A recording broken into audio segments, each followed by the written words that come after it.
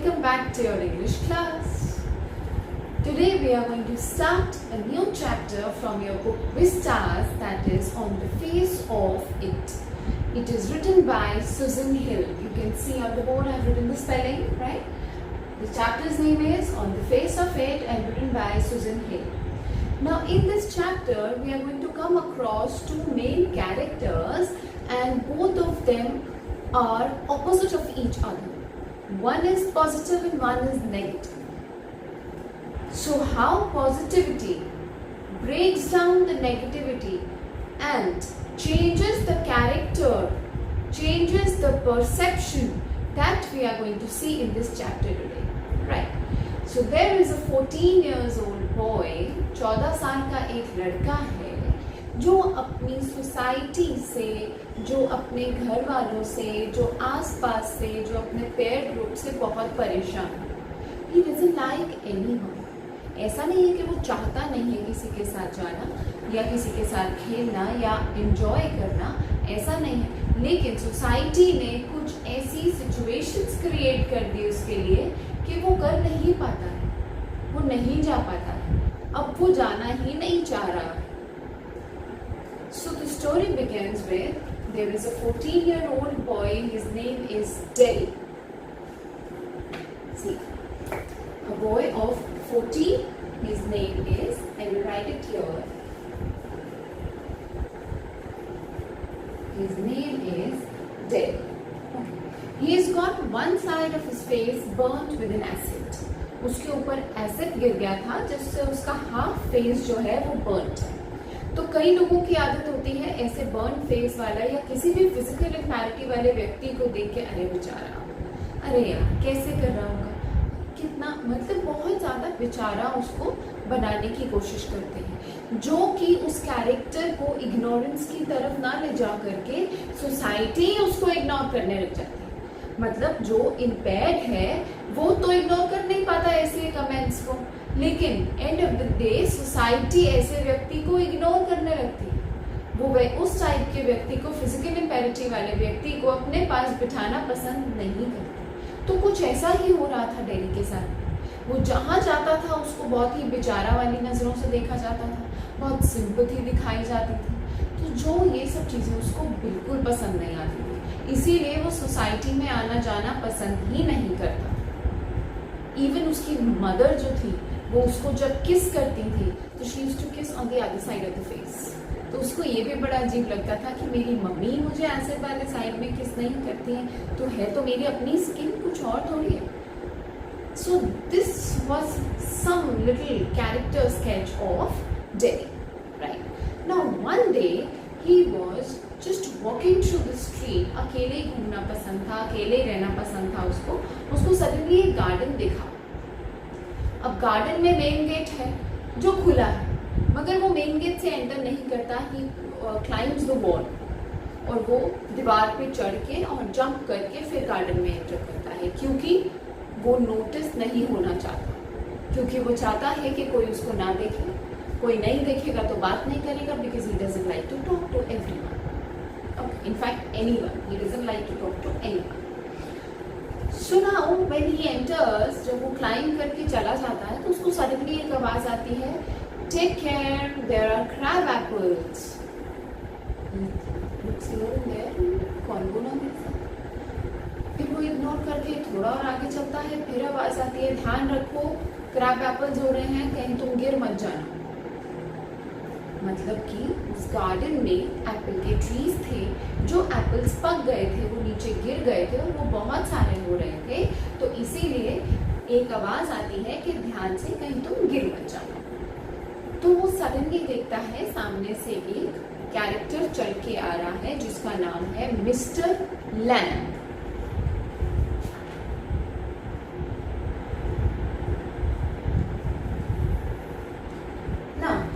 Mr. Lamb is a big man, right? He is coming towards Derry और वो dairy को बोल रहे हैं कि ध्यान रखो, देखो तुम गिर जाओगे. तो डेरी को ये चीज़ बिल्कुल पसंद नहीं आई कि मुझे फिर किसी ने नोटिस कर लिया. ओहो, now I will have to talk to him. So Derry, okay, don't worry, I am going. तो मिस्टर लैम्ब कहते हैं, क्यों जा रहे हो तुम? नहीं मैं बस हो गया मेरा, मैं जा रहा हूँ। अरे तुम अभी तो आए हो, तुम जा किस लिए रहे हो? अगर तुम मेरी वजह से जा रहे हो तो मैं वापस अंदर चला जाता। तो वो कहता है नहीं ऐसा कुछ नहीं है। तो फिर तुम क्यों जा रहे हो?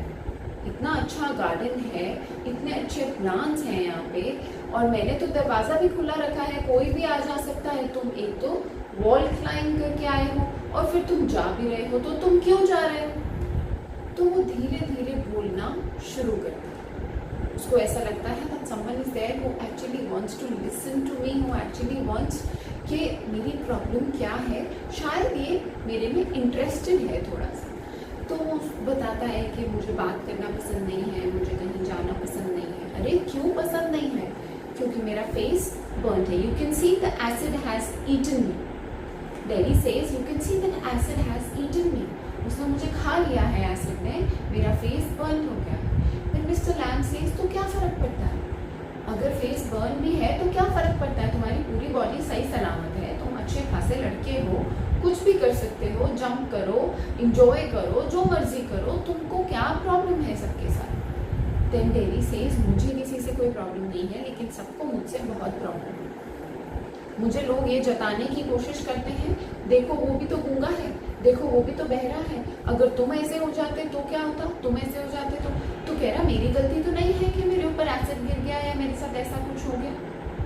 तो अब ऐसा कुछ हो ही गया तो सोसाइटी इग्नोरेंस दिखाने की कोशिश करती है या सिंपैथी देने की कोशिश करती है?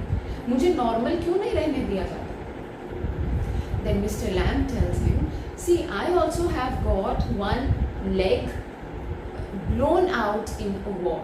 मेरी एक पैर एक वॉर में ब्लो हो गया था, तो मेरी भी टिन की लेग है।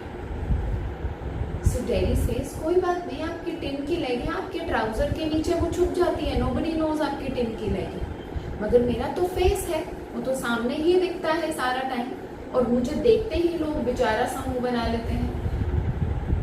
तो मिस्टर लैम टेल्स हिम कि देखो, अगर हम एक गार्डन की बात करें तो उसमें कितने प्रकार के प्लांट्स होते हैं। कुछ हेल्दी होते हैं, कुछ अच्छे नहीं दिखते, कुछ फ्लावर्स होते हैं, कुछ ग्रोइंग ट्रीज होते हैं, कुछ छोटे प्लांट्स होते हैं, कुछ क्रीपर्स होते हैं, और कुछ वीड्स होते हैं। Weeds, WEEDS। वीड्स क्या होते हैं? Wild plants, unwanted plants. वो भी तो गार्डन में उगते हैं, तो वो क्या चल के बाहर चले जाते हैं और वो भी गार्डन का हिस्सा बन जाते हैं, और फिर वो भी गार्डन का हिस्सा ही कहलाते हैं। तो तुम भी सोसाइटी का एक हिस्सा हो, तुम हिस्सा ही कहलाओगे। अब तुम कैसे अपने आप को स्टैंड करते हो, ये तुम्हारी एबिलिटीज पे डिपेंड करता है। How do you take your life, how good you enjoy your life, how happily you spend your life, that depends on you, that doesn't depend on the society. Let society say whatever they are saying. वो ज्यादा इसलिए बोलते हैं क्योंकि तुम्हें फर्क पड़ता है। अगर तुम्हें फर्क पड़ना बंद हो जाएगा, लोग बोलना छोड़ देंगे। So try ignoring all these things, right? So mister Lamb और डेरी वहीं पे कुछ बात करते रहते हैं आपस में, और उसी बातचीत में इतना हेल्दी वो बातचीत हो जाता है कि मिस्टर लैम जो है वो डेरी को कंप्लीटली पॉजिटिव एटीट्यूड वाला बच्चा बना देते हैं। उसकी सारी परसेप्शंस चेंज कर देते हैं, उसको इतना पॉजिटिव कर देते हैं that he starts loving his life. अब वो उसको एक स्टोरी सुनाते हैं जिसमें it is a very interesting story. There is a man who is very much afraid of being dead. उसको बहुत डर लगता है कि मैं मर जाऊंगा, मैं एक दिन मर जाऊंगा। अरे मैं तो इससे मर जाऊंगा, गाड़ी से मर जाऊंगा, मैं किसी डॉगी ने मुझे लात मार दिया तो मर जाऊंगा, अगर मेरी वाइफ मुझे छोड़ के चली गई तो मुझे हार्ट अटैक आ जाएगा तो मैं मर जाऊंगा। तो उसको बहुत फियर है मरने का। So one day he decides to lock himself in a room alone.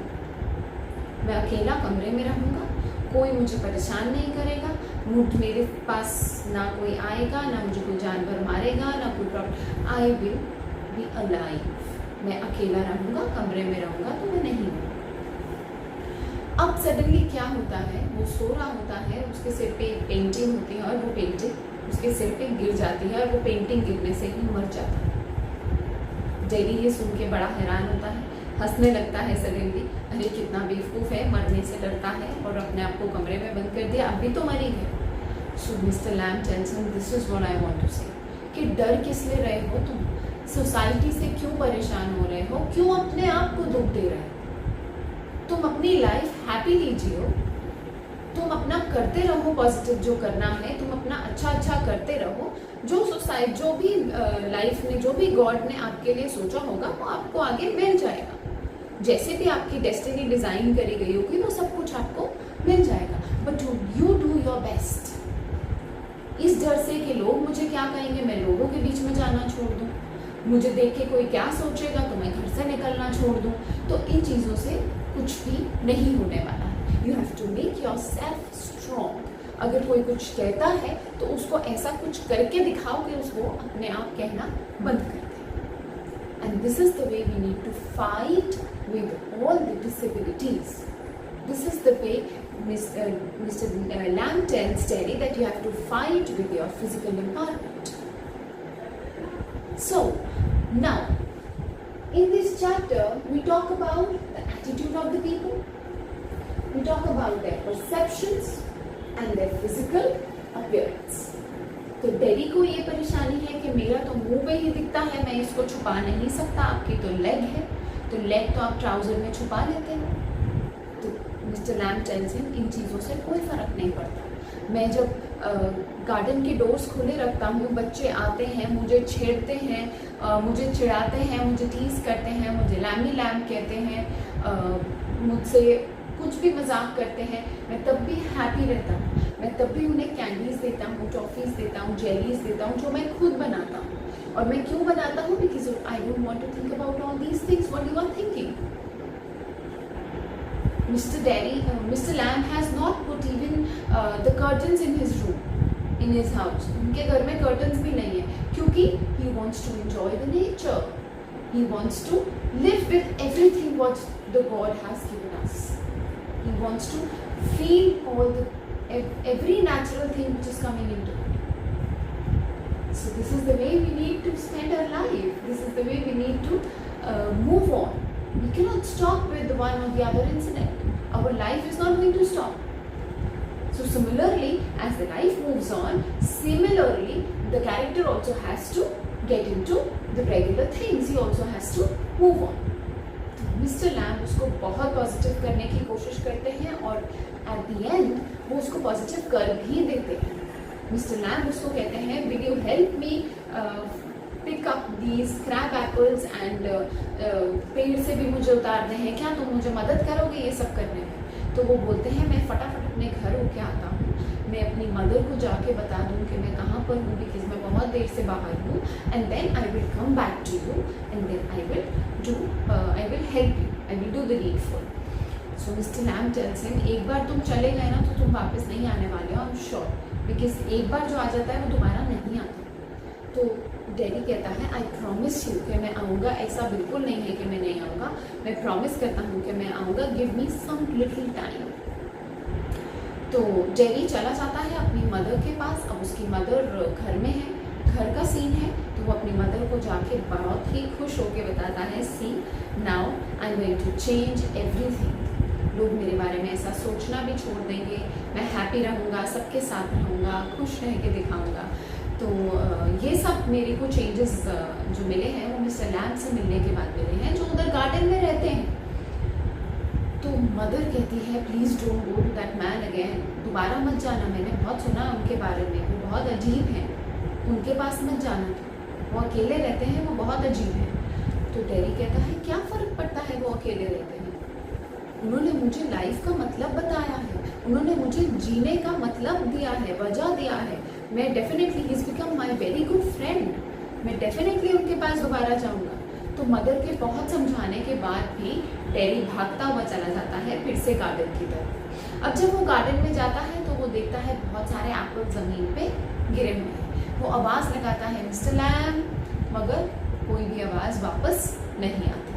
तो थोड़ी आगे जाने के बाद he sees that mister lamb is lying on the floor, ज़मीन पे लेटे हुए हैं और बराबर में ही सीढ़ी पड़ी हुई है, लैडर पड़ी हुई है बराबर में।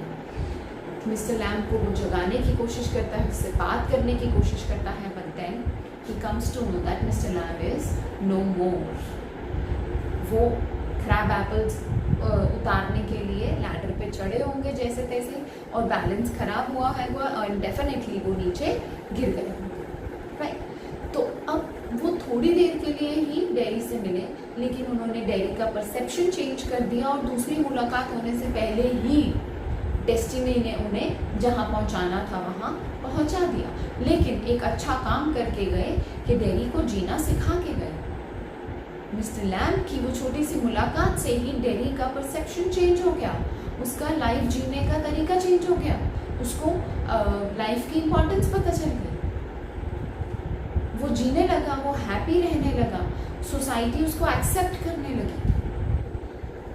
तो ये ही फर्क पड़ता है सोच का, पॉजिटिव और नेगेटिव्स का। तो इस स्टोरी में हमने पॉजिटिव भी देखा और नेगेटिव भी देखा। Mister lamb was completely positive man, he had a thin leg. उनको इतना भी लगता था कि उनके गार्डन में एक मधुमक्खी का छत्ता था, बिहाइव। तो उनको ऐसा लगता था कि ये जो बीज हैं दे सिंग फॉर मी, वो हम करती हैं, वो गाती हैं, दे हम, दे बीज, दे डोंट बज। कह रहे हैं सारी दुनिया कहती है कि वो बज करती हैं, तो वो बज नहीं करती हैं, मुझे ऐसा लगता है कि वो गाती हैं, बीज गाना गाती हैं। तो ये उनका पॉजिटिव एटीट्यूड था towards the natural things. Weeds, they are there in the garden. Weed अपने आप उठ के थोड़ी चला जाएगा, वो गार्डन में उगता है तो वो उगा रहेगा। Weed, I told you, that is a wild plant. Unwanted plants को वीड्स कहते हैं, right. He used to offer jellies and candies to all those children, जो उनको टीज करते थे उनको भी वो देते थे, हैप्पीली देते थे, बिना मुंह बनाए देते थे, खुश रह के देते थे। उनको बच्चे लैम्बी लैम्ब के नाम से बुलाते थे, मगर वो चिढ़ते नहीं थे। वो तब भी बच्चों को, जो भी उनके गार्डन में आ जाता था, एप्पल चुरा के चला जाता था, उनको टीज करके चला जाता था, लेकिन वो सबको हैप्पीली अपने पास बुला के और उनको कैंडीज और जेलीज देते थे जो वो खुद एप्पल से बनाते थे। और डैडी क्या था? Daddy was a 14-year-old boy. He had half of his face burned with the acid. He believes that life is a burden to him. लेकिन मिस्टर लैम्ब की और डैडी की एक छोटी सी मुलाकात ने डैडी को कम्प्लीटली ट्रांसफॉर्म कर दिया और वो खुशी खुशी अपनी लाइफ स्पेंड करने को तैयार हो गया, right. So the complete chapter, this whole chapter tells us about कि हमें पॉजिटिव रहना बहुत ज़रूरी है। अगर हम ये सोचते रहे, अरे यार मेरा पेपर कैसा होगा, पता नहीं कैसा होगा, मैं फेल तो नहीं हो जाऊंगा, मैं फेल तो नहीं हो जाऊंगा, अरे आप ये क्यों सोच रहे हैं मैं फेल तो नहीं हो जाऊंगा? आप ये सोचो ना कि मैं पास हो जाऊंगा, अरे मैं पास हो जाऊंगा, अरे मैं पास। तो डेफिनेटली आपका अपने आप पॉजिटिविटी आएगी, ब्रेन उस हिसाब से काम करेगा and you are definitely going to solve everything. और अगर आप सोच के ही बैठे हो कि मैं तो फेल हो जाऊंगा, मैं तो फेल हो जाऊंगा, तो डेफिनेटली फेल हो जाओगे, क्योंकि ब्रेन ही काम नहीं करेगा, बिकॉज आप ब्रेन को स्टॉप कर रहे हो ना। ये नहीं होगा, ये नहीं होगा, नहीं नहीं कह करके ब्रेन भी तो वो नई की फॉर्मेशन में ही तो आ रहा है। तो यही हम इस चैप्टर से सीखते हैं, यही हम इस लेसन से, स्टोरी से सीख रहे हैं, that we need to be positive. Positive attitude is very much important, right. तो मैं उम्मीद कर रही हूँ आप लोगों को ये समझ में आया होगा, और नहीं आया होगा तो आप लोगों के पास डेफिनेटली ऑप्शन है। कुछ भी क्वेश्चंस हैं तो आपके पास ऑप्शन है कि आप मेरे को कमेंट बॉक्स में लिख सकते हैं। And please do share my video and subscribe the channel अगर आपने अभी तक सब्सक्राइब नहीं करा है, और लाइक तो आपको करना ही है। Thank you so much.